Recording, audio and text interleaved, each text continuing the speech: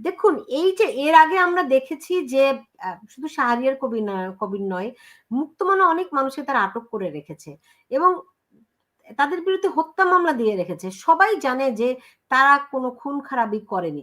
তারা যদি কোনো অপরাধ করে থাকে, বিচার হোক, তাদের বিরুদ্ধে মামলা হোক। কিন্তু হত্যা মামলায় দিনের পর দিন, মাসের পর মাস তাদেরকে আটক করে রাখা, এবং এমনকি এরা অনেকে অসুস্থ, অনেকে প্রবীণ ব্যক্তি, অনেকের সন্তান আছে। এইটা এটা কি একটা অমানবিক কাজ। আহ ধন্যবাদ সুলতানা রহমান। এবং আমি আজকে তৌফিক মারুফ এবং তাজুল ইমাম ভাই, অনেক বয়োজ্যেষ্ঠ এবং জ্ঞানী মানুষের সাথে কথা বলছি।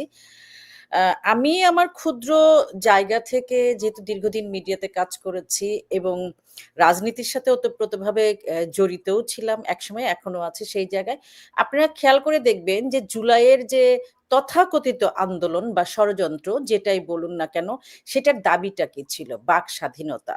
মানে হচ্ছে প্রধানমন্ত্রী শেখ হাসিনার সরকারের সময় তারা কথা বলতে পারতো না।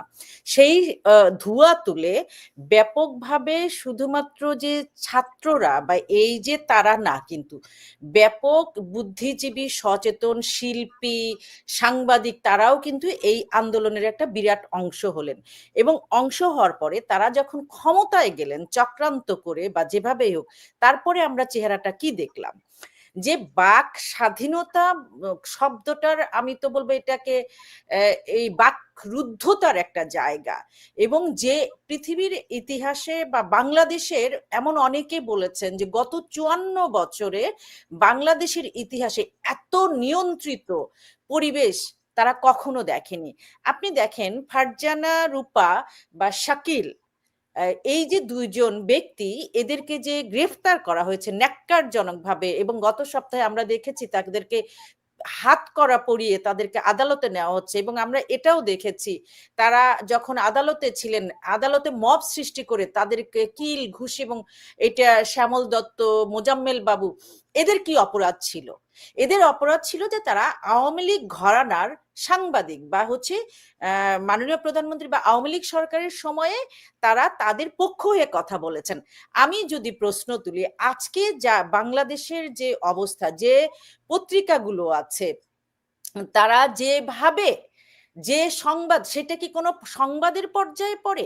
সেটা কি কোনো ন্যূনতম সাংবাদিকতার পর্যায়ে পড়ে? আপনি বড় বড় প্রথম আলো, সারা জীবন আপনি দেখেছেন যে প্রথম আলো তার আত্ম অহংকার, তার যে নিরপেক্ষতার দণ্ড, তার যে প্রতাপ, এবং এমনি করে আমরা যদি সব পত্রিকার নামই বলি, আপনি একটা পত্রিকার কথা বলেন যেইখানে বাংলাদেশের এখন যা ঘটছে সেই জিনিসগুলোর ন্যূনতম ছোঁয়া আছে। ইভেন গত কাল যে তুলসী গ্যাওয়ার্ডের যে বিষয়টা, যে সেটা নিয়েও কিন্তু তারা শুধুমাত্র সরকারের যে প্রতিবাদ, যে সোশ্যাল মিডিয়া, সেইটাকেই প্রকাশ করেছেন। এর বাইরে কোনো অ্যানালাইসিস নাই, তাদের আদিবাসী হত্যা নিয়ে কোনো কথা নাই, নারী নির্যাতন নিয়ে কোনো হত্যা নাই, মব সন্ত্রাস নিয়ে কথা নাই, এবং এই যে devil hunt, operation devil hunt, সেটা নিয়ে কথা নাই। এবং সবচেয়ে বড় কথা, যে চোখের মাথা খেয়ে সার্জিস হাসনাতরা হেলিকপ্টার ঘুরে বেড়াচ্ছে, নানা কিছু করছে, তারা যে তোষামোদি করছে এইসব ছোট ছোট বাচ্চাদের কাছে। এদের লজ্জার কোন জায়গায় হওয়া উচিত? আর শাকিল বা ফারজানা, তারা তাদের সময়ের যে কাজটা করেছেন সেটা সাংবাদিকতার ক্ষেত্রে তারা তথ্যভিত্তিকই রিপোর্ট দিয়েছেন।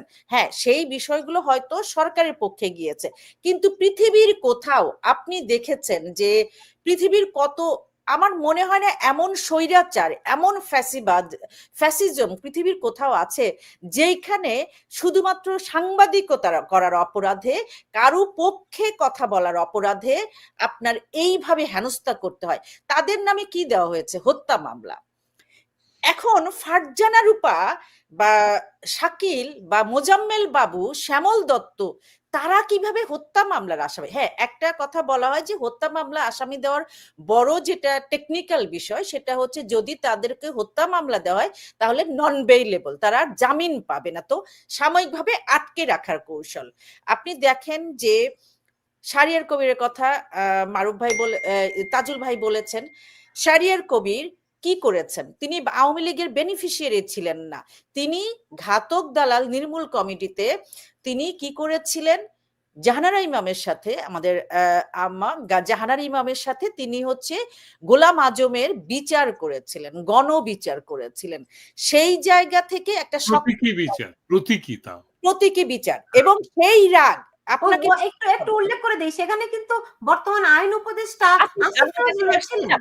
আসিফ নজরুল ছিলেন জাহানারা ইমামের রিসার্চ টিমের সবচেয়ে বড় ব্যক্তি।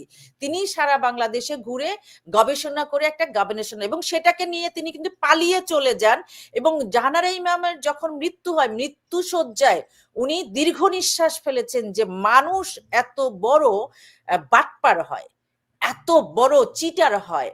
সে সমস্ত জিনিস তথ্য নিয়ে সে পালিয়ে সে তখন অন্য দেশে পড়াশোনার সূত্রে চলে গিয়েছেন, আর কখনো তার সাথে, এবং এটা বিক্রি করে দিয়েছেন আমার ধারণা, সেটা যাই হোক।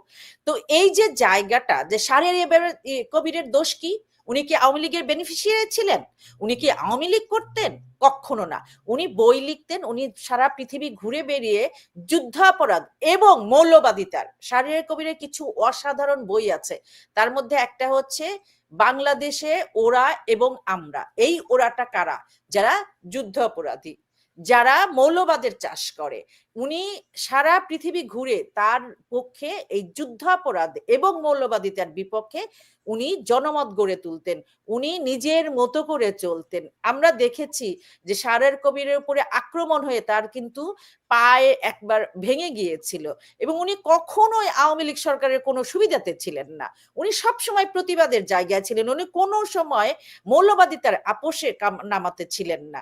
আপনি দেখেন, আপনি হচ্ছে যে বিচারক মানিক একজন অসুস্থ বয়স্ক মানুষ, এবং তাকে আমরা যতটা জানি জেলখানায় চরমভাবে তাকে কষ্ট দেওয়া হচ্ছে। তার অপরাধ কি ছিল? উনি রায় দিয়েছিলেন যুদ্ধাপরাধের ফাঁসির পক্ষে। তেমনি ভাবে আজকে শ্যামল দত্ত, মোজাম্মেল বাবুর বিষয়টাও কি আমি জানি না, এদের স্পেসিফিক অপরাধটা কি এবং কোন আইনে কোন ধারাতে তারা অপরাধী বিবেচিত হয়, এবং তাদের কি করে নিয়ম অনুযায়ী। দেখুন, সবচেয়ে গুরুত্বপূর্ণ বিষয় কি জানেন, ধরেন ধরেন তারা হয়তো সরকারের যদি বলে অভিযোগ, তাদের বিরুদ্ধে অভিযোগ কি তারা সরকারের পক্ষে কথা বলেছে, সরকারের তোষামোদি করেছে, কিংবা তারা তাদের সাংবাদিকতা সেই রকম করে করেনি যাতে করে প্রকৃত ঘটনা উঠে আসে, কোট আনকোট এটা অভিযোগ, রাইট? আজকে কি হচ্ছে Sultana Rahman, sorry to say, আজকে কি হচ্ছে? কোর্ট, এবং আপনার কথায় আমি বলি কোর্ট এবং আনকোট। আজকে বাংলাদেশের কোন সংবাদপত্র অথবা আপনারা এই চারজন আমরা যারা আছি তারা কি কেউ ভুল করে বাংলাদেশের সংবাদপত্র এবং বাংলাদেশের টেলিভিশন মিডিয়াকে ফলো করি অথবা তাদের কথা বিশ্বাস করি গত 7 মাস ভুল করেও?